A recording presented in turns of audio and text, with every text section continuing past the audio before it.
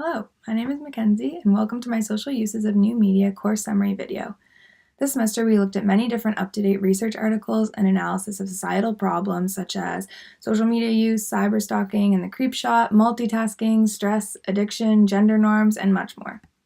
First of all, I learned that social media, social networking sites, and technology have a huge impact on our lives. Generally, they manipulate what we think about, they can be addicting, and can promote loneliness and sadness. Social networking sites can also reinforce narcissistic tendencies by offering a platform where people can self-promote and display vanity. Our smartphones, which I use significantly more than I thought, are making us more isolated.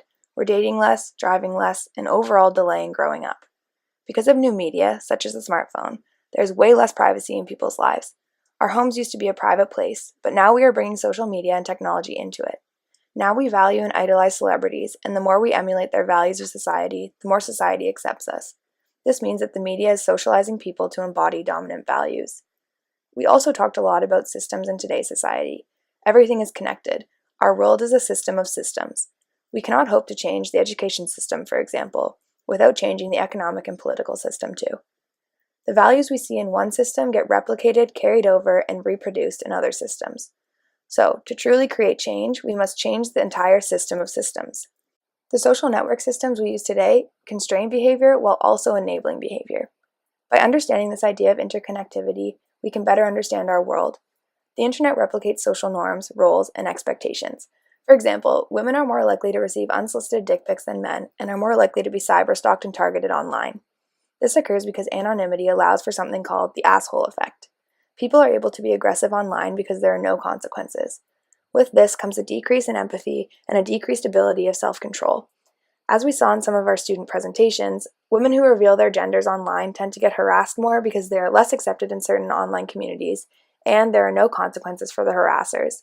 These patterns reflect the offline perception of women in society as the weaker sex. This ties into the theme that was persistent throughout our class. Everything is gendered.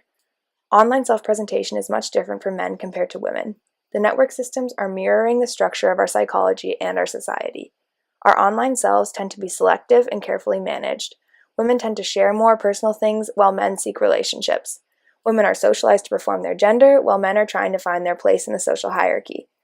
Women typically disclose more information, are more concerned about their perceptions, and spend more time online. Men, on the other hand, appear to be task-oriented, status-seeking, and want to meet new people. Women's gender identity, however, influences men's gender identity. So typically, men are watching and women are watched in Western society. Women are seen as the victim, never the ones making the decision, and never empowered. But we are in a state of transition. Women are becoming more empowered through social media and are becoming more educated.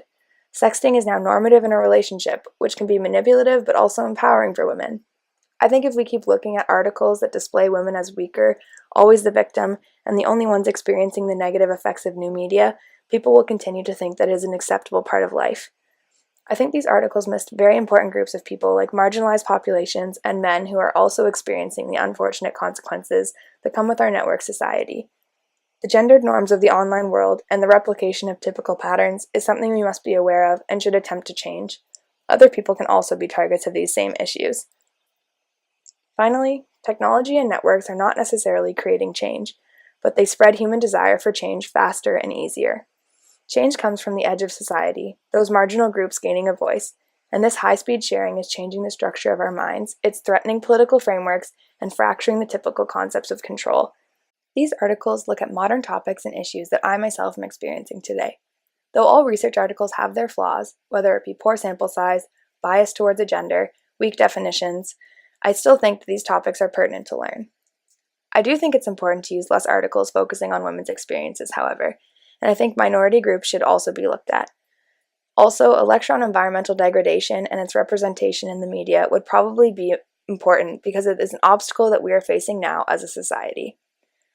Overall, this course is one where I actually retained all of the information that we learned. I think the student presentations really covered any information we weren't able to read about, and I think the way this course was taught, with class discussions, presentations, and reading summaries, helped me to actually understand and absorb the content.